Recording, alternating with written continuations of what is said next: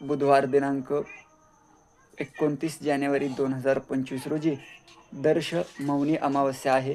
या दिवसाचं विशेष महत्त्व म्हणजे प्रयागराज या ठिकाणी असणाऱ्या कुंभमेळ्यातील अत्यंत महत्त्वाचा असा क्षण आहे। या दिवशी आपण सर्वजण त्या ठिकाणी जाऊ शकत नाही, तरी आपल्या आपल्या घरी आपण सकाळी प्रातःकाळी उठून स्नान करावं। स्नानाच्या वेळेस त्रिवेणीचं स्मरण करावं।